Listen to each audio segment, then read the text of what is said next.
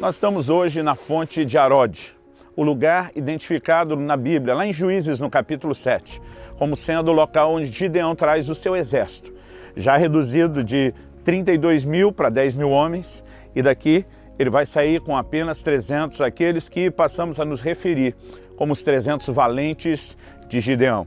Nós temos informações na palavra de Deus que nos ajudam a nos situar em relação à localização. Por exemplo, Juízes 7 diz que o inimigo estava acampado ao norte da fonte de Harod, diante do Monte Moré. Esses detalhes nos ajudam a ter a precisão de um local. Por exemplo, não podemos falar de apenas uma pequena fonte ou um pequeno poço para que 10 mil homens venham beber.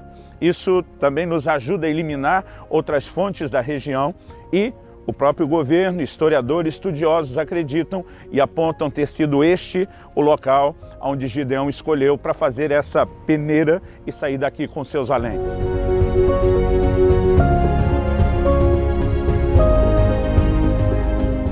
Nós temos aqui ao fundo a caverna de Gideão, onde temos uma fonte. Essa fonte, na verdade, brota dali e corre. Nós estamos num parque nacional. Isso foi urbanizado, mas há um sentido natural no terreno, por onde a água flui, aqui à minha direita. E ali à frente nós temos algumas piscinas que se formam com a água da fonte. Acredita-se que pela quantidade de pessoas que Gideão trouxe para beber, ele não faria essa manobra toda naquele local tão pequeno. Para trazer 10 mil homens, acredita-se que ele tenha que ter usado essas piscinas naturais que nós temos do lado de cá.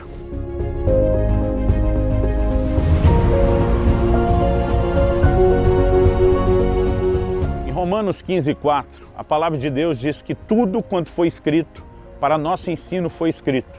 Ou seja, as informações na palavra de Deus, inclusive sobre a história da nação de Israel, não estão ali só para que a gente tenha conhecimento da história ou da cronologia de um povo. Em 1 Coríntios 10:11, o apóstolo Paulo diz que essas coisas lhes aconteciam, falando dos israelitas, e foram escritas para advertência nossa, de quem são chegados os fins dos tempos.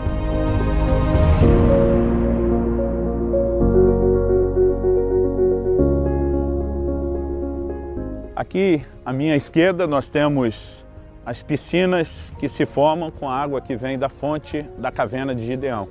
Então, imagina-se ser este, o suposto alegado lugar onde Gideão teria trazido os seus homens.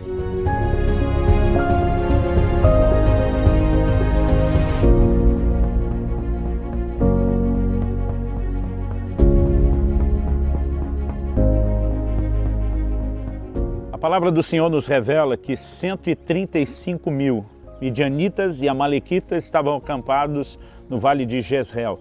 E Gideão consegue juntar 32 mil soldados. Era uma média de quase 4 inimigos a serem derrubados por cada soldado. Isso já era um desafio. Mas o Senhor diz, está muito fácil, vocês podem achar que foi vocês. Então o Senhor deixa que Gideão declare que os medrosos podem ir embora. Normalmente Deus não pode contar com eles. Um grande número foi embora. 22 mil foram embora, apenas 10 mil restaram. E aqui, nesse lugar que Gideão traz esses 10 mil, e ele seleciona os seus 300 valentes, sem saber quantos na verdade sobraria, através da forma como eles iriam beber a água. Alguns simplesmente se jogaram na água, se debruçaram, meteram a cara dentro da água, mas a Bíblia fala de alguns que simplesmente se aproximaram, se ajoelharam, tomaram água com as mãos e a lamberam, vigilantes e atentos, olhando o que estava à sua volta.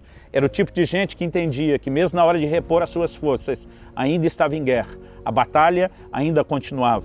Hoje, nós não travamos uma batalha contra pessoas. O apóstolo Paulo diz em Efésios 6:12 que a nossa luta não é contra a carne e o sangue, são contra principados, são contra potestades. Quando a palavra de Deus nos diz para vigiar, Eu acredito que não é apenas vigiar contra o inimigo do pecado, da tentação, mas nós precisamos estar atentos a uma movimentação no reino espiritual. Essa é a razão pela qual devemos nos conservar diante de Deus em fidelidade, devemos andar em oração e viver atentos. Isso poderá nos colocar dentro do time desses campeões de Deus que vivem grandes intervenções.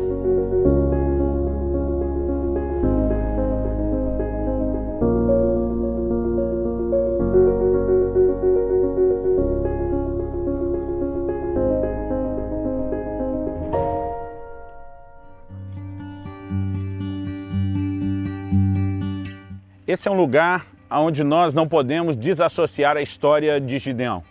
Mas eu gostaria de falar não apenas do que Deus fez através de Gideão. Normalmente nós temos a inclinação, olhando para os textos da palavra de Deus, de focar só uma intervenção da parte do Senhor. Mas eu gostaria de começar mostrando um retrato da situação. Antes de falarmos da intervenção de Deus, precisamos entender até por que Deus interviu em relação à situação onde a nação de Israel se via oprimida pelos midianitas e debaixo da ameaça também dos amalequitas. A palavra do Senhor nos diz em Juízes, no capítulo 6, a partir do versículo 1, fizeram os filhos de Israel o que era mal perante o Senhor. Por isso, o Senhor os entregou nas mãos dos midianitas por 7 anos. Prevalecendo o domínio dos midianitas sobre Israel, fizeram estes para si, por causa dos midianitas, as covas que estão nos montes, as cavernas, as fortificações, porque cada vez que Israel semeava, os midianitas e os amalequitas, como também os povos do Oriente, subiam contra ele. E contra ele se acampavam, destruindo os produtos da terra até a vizinhança de Gaza, e não deixava Israel sustento algum, nem ovelhas, nem bois, nem jumentos, pois subiam com seus gados e tendas, e vinham como gafanhotos em tanta multidão que não se podiam contar, nem a eles, nem aos seus camelos, e entravam na terra para destruir. Assim Israel ficou muito debilitado com a presença dos midianitas. Então os filhos de Israel clamavam ao Senhor. A primeira coisa que precisamos reconhecer é um retrato de juízo. Essa situação difícil, esse quadro de desgraça que a nação de Israel estava vivendo, tem obviamente uma origem. O versículo 1 começa dizendo, fizeram o que era mal perante o Senhor. Tanto que o Senhor envia um profeta, e a partir do versículo 7 nós lemos a palavra que esse profeta liberou. Tendo os filhos de Israel clamado ao Senhor por causa dos midianitas, o Senhor lhes enviou um profeta que lhes disse, assim diz o Senhor, Deus de Israel, eu é que vos fiz subir do Egito, e vos tirei da casa da servidão, e vos livrei das mãos dos egípcios e das mãos de todos os que vos oprimiam.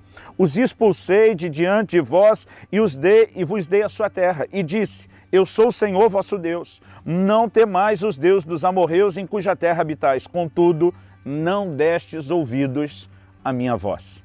A nação de Israel só está vivendo esse problema porque eles mesmos o geraram, eles mesmos o causaram. Particularmente não gosto de entrar direto na parte da intervenção, onde a gente cria quase que uma visão de que a responsabilidade de Deus é sempre nos socorrer. Embora Ele faça isso na sua misericórdia, a verdade é que muitas vezes Deus está nos socorrendo em problemas que são desnecessários, em situações que poderiam ser evitadas. É como aquele naufrágio que o apóstolo Paulo experimenta. Ele está num navio que deveria ir para Roma, acaba sofrendo um naufrágio, eles vão parar na ilha de Malta. Antes do naufrágio acontecer, o apóstolo Paulo se levanta e diz, vocês deveriam ter me ouvido e não partir de Creta para evitar esse dano, para evitar essa perda. Por quê? Antes de saírem, Paulo foi um instrumento de Deus e diz, vejo que a viagem vai ser trabalhosa. No entanto, a Bíblia diz que o centurião deu mais crédito ao dono do navio e ao piloto do que ao que Paulo dizia. Basicamente, ele está dizendo, gente, isso tudo poderia ter sido evitado. Nada disso precisava ter acontecido. Muitas vezes nós estamos clamando para que Deus resolva problemas que a gente nem precisaria estar passando, porque a nossa infidelidade, a nossa quebra de princípios, a nossa desobediência, a nossa falta de atenção, a orientação de Deus nos coloca em situações como essa. Então, antes mesmo de falar do que Deus fez, eu quero usar o ditado popular, é melhor prevenir do que remediar. Muitas vezes o que nós precisamos é simplesmente andar diante de Deus em fidelidade e nós vamos ver o livramento de situações que nem vão acontecer. No entanto, a boa notícia é que mesmo quando nós não somos fiéis, a palavra de Deus diz ele permanece fiel. E há tempo para arrependimento, há tempo para conserto. E quando eles clamaram ao Senhor, Deus decidiu intervir. O versículo 11 continua, então Esse então vem na sequência. O povo pecou, vieram as consequências, se arrependeram e agora eles clamam ao Senhor. Versículo 11 é a resposta de Deus. Então veio o anjo do Senhor e assentou-se debaixo do carvalho que está em Ofra, que pertencia a Joás, a Biesrita, e Gideão, seu filho, estava malhando o trigo no lagar para o pôr a salvo dos midianitas. Então o anjo do Senhor lhe apareceu e disse: o Senhor é contigo, homem valente. Respondeu Gideão: ai, Senhor meu, se o Senhor é conosco, por que nos sobreveio tudo isso? E o que é feito de todas as suas maravilhas que nossos pais nos contaram, dizendo: não nos fez o Senhor subir do Egito? Porém agora o Senhor nos desamparou e nos entregou nas mãos dos midianitas. Então se virou o Senhor para ele e disse: vai nessa tua força e livra a Israel da mão dos midianitas. Porventura não te enviei eu?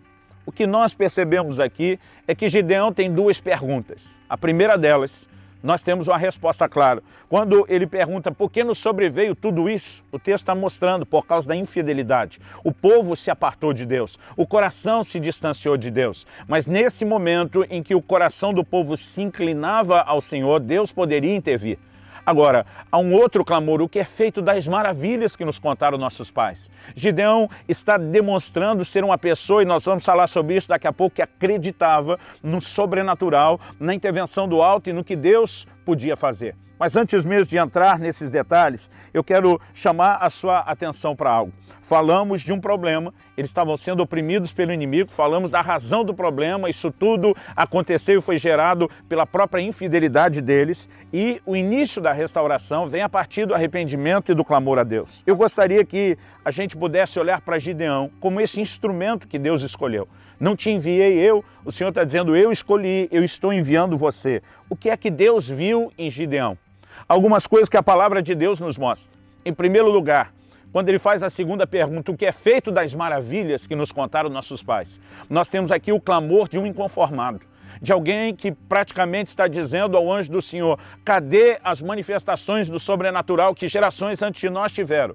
O que é feito daquele mover de milagres da geração de Moisés? Cadê aquela unção de conquista da geração de Josué? Basicamente ele está dizendo: eu sei que o Senhor é um Deus de intervenções e eu não aceito viver sem elas. Algo que nós precisamos cultivar no nosso coração é esse anseio pela manifestação do sobrenatural, da intervenção de Deus. Muitas vezes nós temos crentes acomodados demais, conformados demais, que não anseiam por aquilo que Deus pode fazer, não desejam, não aspiram por isso, e muitas vezes essa é a razão pela qual nada vai acontecer. Deus, ele não responde necessidades, Deus responde fé. O homem não é salvo porque precisa ser salvo. O homem é salvo quando crê na salvação que Deus lhe disponibiliza. A nação de Israel não ia viver um livramento e uma intervenção apenas porque precisava, mas é necessário que haja fé. E a primeira coisa que nós podemos destacar em Gideão, quando falamos desse inconformismo, é que isso é um traço de fé. O livro de Hebreus, no capítulo 11, no versículo 32, coloca Gideão no que nós podemos chamar da galeria dos heróis da fé. Então, ele manifesta como expressão da sua fé esse inconformismo, o clamor pela intervenção de Deus, o anseio de experimentar mais da manifestação do Senhor e do seu poder. Mas também podemos destacar que o Senhor fala para ele: vai nessa tua força, homem valente. Deus está chamando Gideão de corajoso.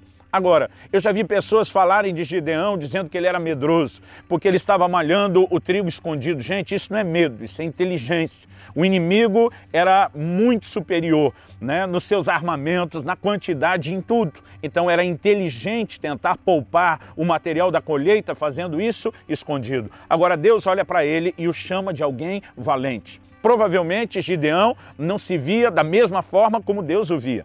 Basicamente, a resposta de Gideão é: eu não sei o que é que o Senhor viu em mim. Versículo 14 de Juízes 6 diz: então se virou o Senhor para ele e disse: vai nessa tua força e livra Israel da mão dos midianitas. Porventura não te enviei eu?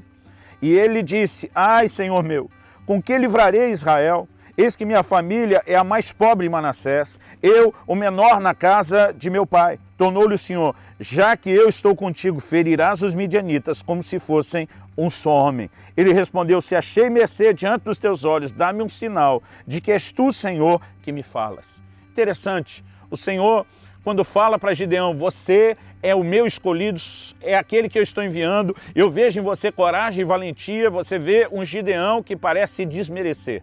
Algo que eu tenho aprendido é que a verdadeira humildade, ela não precisa nos desmerecer. C.S. Lewis diz: Ser humilde não é pensar menos de si mesmo, é pensar menos em si mesmo, é só sair do centro. O Senhor está dizendo para ele, não importa se você olha para a sua tribo e desmerece ela em relação às demais, não importa se dentro das famílias da sua tribo essa é a menor, não importa se você dentro da sua família se acha, né, o menor de todos, o Senhor está respondendo para ele e dizendo, eu estou contigo, já que eu estou contigo, você vai ferir como se fosse um homem. O Senhor está dizendo, não pense na desvantagem, imagine uma luta mano a mano, imagine que eu estou com você e por isso você vai vencê-los. Algo que nós precisamos entender quando o assunto é identidade, é nunca olhar apenas para a nossa própria limitação, mas para aquilo que Deus fala a nosso respeito e para aquilo que Deus providenciou para que os seus recursos se manifestassem em nós e através de nós. Agora, o Senhor está olhando e vendo um Gideão que vai corresponder e vendo um Gideão que ainda vai enxergar. Nós podemos colocar aqui também nas descrições da pessoa, do perfil de Gideão, a sua capacidade de improviso. O texto inicia o capítulo 6 dizendo que ele estava malhando trigo no lagar. O lagar era um lugar de espremer uvas. Normalmente se malhava os grãos na eira. A eira era o lugar onde se debulhavam os grãos. Agora, ele está usando um lugar que tem uma outra finalidade, mas ele está improvisando. Agora, nós precisamos entender que quando diz respeito a sermos instrumentos de Deus, nós precisamos ser fiéis em qualquer nível, né, de situação que for colocado diante de nós. Ele está tentando salvar em nome de toda a sua família, da provisão da sua família, ele está tentando salvar a colheita, ele está usando as ferramentas que tem, ele está trabalhando dentro da sua limitação e são pessoas assim, que normalmente estão procurando soluções, em vez de só enxergar problema e ficar reclamando deles, que podem ser instrumentos de Deus para grandes intervenções. Agora, além de olhar para o instrumento que Deus escolheu, acredito que eu e você precisamos também entender o processo da intervenção. Vamos tentar imaginar o que é que aconteceu aqui. Gideão não está apenas ouvindo uma voz que está soando no seu ouvido, sussurrando no seu ouvido, não é algo que apenas entra na sua cabeça como se fosse um pensamento inspirado por Deus. A palavra de Deus diz que o anjo do Senhor apareceu para ele. Juízes 6:12 diz que o anjo apareceu. Agora, o anjo não só apareceu, como a palavra de Deus também nos diz no versículo 21, estendeu o anjo do Senhor a ponta do cajado que trazia na mão, tocou a carne e os bolos asmos, então subiu fogo da penha e consumiu a carne e os bolos, e o anjo do Senhor desapareceu da sua presença. Ele vê o anjo do Senhor aparecer e ele vê o anjo do Senhor desaparecer. Agora, nós não estamos falando de uma manifestação para se colocar em xeque. No entanto, apesar disso, Gideão, ele pede a Deus um sinal. Ele diz no versículo 17, respondeu, se agora achei mercê diante dos teus olhos, dá-me um sinal de que és tu, Senhor, que me falas. Rogo-te que daqui não te apartes até que eu volte e traga oferta. E o Senhor não se apartou quando ele pediu o sinal. Mas não bastasse esse sinal, a palavra de Deus nos mostra que Gideão volta a pedir a Deus sinais. Dos versículos 36 até o 40, nós vemos Gideão colocando diante de Deus um novelo de lã. O texto bíblico nos diz, disse Gideão a Deus, se hás de livrar a Israel por meu intermédio, como disseste, eis que eu porei uma porção de lã na eira. Se o orvalho estiver somente nela e secar a eira ao redor, então conhecerei que hás de livrar Israel por meu intermédio, como disseste. E assim sucedeu, porque ao outro dia se levantou de madrugada e apertando a lã do orvalho dela se espremeu uma taça cheia de água. Disse mais Gideão, não se acenda contra mim tua ira, sem ainda falar só essa vez. Rogo-te que mais essa vez faça eu a prova com a lã, e que só a lã esteja seca e ao redor haja orvalho. E Deus assim o fez naquela noite, pois só a lã estava seca e sobre a terra ao redor havia orvalho. Quando Gideão está testando a Deus, ele também cria o que nós podemos chamar de um ambiente de reciprocidade, que é uma lei que nós encontramos na palavra de Deus. Ele testou o Senhor, podemos dizer, em 2 situações, mas 3 vezes. Porque, na verdade, a primeira ele pede que o Senhor não vá embora até que ele traga a oferta. E o anjo do Senhor só desapareceu depois de receber a oferta. Depois, nós temos a segunda ocasião do novelo. Mas ali se desdobram outros 2 testes. Agora, sabe o que é interessante? Depois de Gideão ter criado esse ambiente de reciprocidade, Deus também testa Gideão. A primeira dificuldade era derrubar o altar a Baal que existia ali na sua casa. E ele faz isso. Depois o Senhor diz, escolhe um exército, ele escolhe, o Senhor diz, é muita gente, vocês vão acabar achando que foram vocês mesmos que venceram e não eu que dei o livramento. Então o Senhor diz para Gideão, nós vamos diminuir esse exército, manda embora os covardes. De 32 mil, 22 mil foram embora e apenas 10 mil restaram. Depois o Senhor diz, ainda é muita gente e o Senhor orienta a vir a esse lugar, a fonte de Arode, onde daqui sai os 300. Muitas vezes nós precisamos perceber que a dimensão de fé que pode nos levar a resultados também é igual à dimensão de questionamentos e dúvidas que podemos fazer. Da mesma forma como ele testou o Senhor também o testou. Mas o mais importante é que quando Gideão já não estava mais pedindo nada, o Senhor disse, se você ainda está com medo, desça ao arraial. E ali você vai ouvir algo que vai confirmar o que eu estou falando a você. Ele desce ao arraial do inimigo, ninguém o percebe, ninguém sabe quem ele é. E ali ele ouve um companheiro contando para o outro o sonho. E o companheiro que ouve o sonho interpreta dizendo, isso é a espada de Gideão. É Deus enviando Gideão contra nós. E Gideão sai dali empolgado, determinado a acreditar na vitória que aconteceu. Nos próximos minutos, nós queremos ter uma conversa de aplicação prática sobre essas verdades.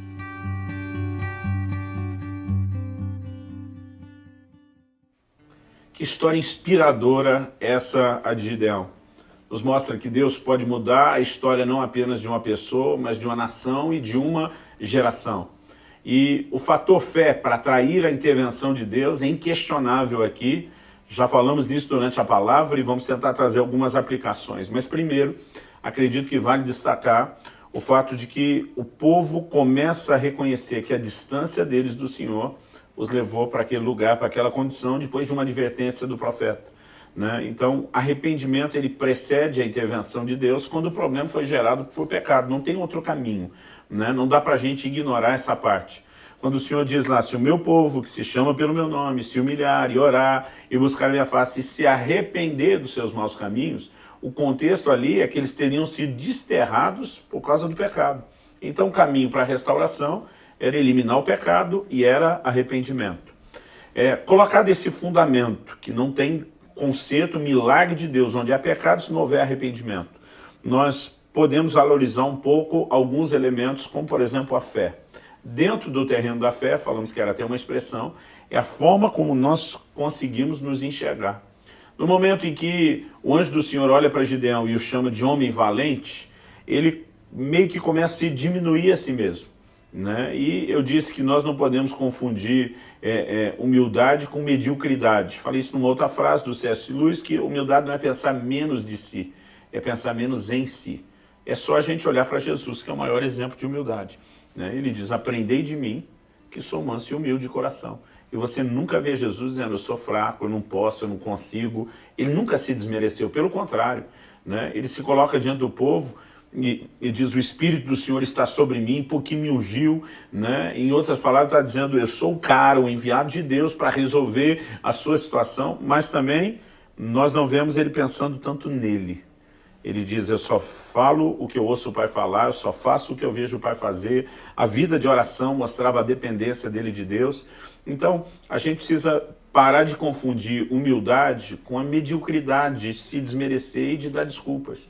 Eu me lembro, Israel, quando você ainda bem garoto, um dia me apareceu com uma conversa sobre Moisés diante da sarça, né? Que fica dizendo que não tem condição de falar e Deus cirou contra ele. Eu lembro que essa conversa veio da primeira mensagenzinha que eu dei ali num grupo com algumas pessoas que falaram, compartilhem alguma coisa aí, eu me preparei, foi muito interessante. É verdade, você nem frequentava, nós precisamos viajar, e o Farley, que é um dos nossos pastores, ele e a Dani, estavam cuidando de vocês para a gente, e nessa reunião na casa dele, nesse grupo que ele ministrava, foi que você compartilhou, ele que me contou primeiro, e eu pedi detalhes depois. Voltando à questão do Moisés, enquanto ele está dando desculpa, Deus se ira, porque diz, sou eu que estou te enviando, sou eu que ponho as minhas palavras na sua boca. É quase como se Deus dissesse, nem eu acho que isso é grandes coisas mesmo, Moisés, a questão é que sou eu que te capacito. Então a verdadeira humildade, ela não nos desmerece no sentido de que a gente não possa fazer, ela reconhece que a gente não pode fazer sozinho, mas ela nos conecta com o Deus que pode e junto com a atitude de fé, ela acaba se tornando ousada. E a gente vê esse mix em Gideão. né? O anjo do Senhor despertando você é um homem valente, tipo, olha para o lugar certo, você já está lutando, você já está fazendo algo por esse povo, né? Então, não desmereça e acredite. E nós precisamos nos mover em fé. Esse inconformismo de Gideão, esse anseio por mais deveria permear o coração de todo mundo. Tem muita gente querendo ver a ação de Deus, mas não está lutando por isso, né? Não está se posicionando em fé como deveria. O interessante nessa atitude de Gideão também é que ele não quer só, né, ter um relacionamento de um Deus que ele ouviu falar. Ele diz, cadê as maravilhas que nos contaram nossos pais? Ele sabe que é Deus quem faz e que ele pode ver as maravilhas dele também, na geração dele também. Ele queria as próprias histórias dele. Ele queria as próprias histórias. Eu Os testemunhos dele. Que esse é um grande lembrete para todos nós. Ninguém deve caminhar na fé de seus familiares, na fé de seus pais somente, mas todos nós devemos ter um encontro pessoal com o Senhor, porque todos nós temos o nosso relacionamento para viver com Ele. Eu gosto da frase que Deus não tem netos, né? Deus só tem filhos. Então não podemos realmente ficar apoiando na fé dos nossos antepassados e ficar pensando que eu tô tudo bem, tô no barco porque minha família é crente, minha família ama Deus, mas eu não preciso ter aquele relacionamento. Mas é muito importante a gente realmente ser zeloso, ter uma sede por Deus e buscar isso com toda essa intensidade mesmo. Me lembro quando no terceiro mês você estava estudando fora e você me ligou 3 dias antes de acabar o mês, perguntando se eu poderia adiantar e eu te disse que não. Né? A primeira lição que eu falei que queria te dar era de responsabilidade, mas logo depois daquilo, eu lembro também que eu falei para você, e a próxima vez, mesmo se você cuidar do orçamento, e ainda assim aconteceu, eu lembro que você falou, daí você vai fazer? Eu falei, também não. Aí você vai orar. Eu me lembro do conselho que eu te dei, eu falei, filho, quantas vezes você viu milagres de provisão dentro de casa?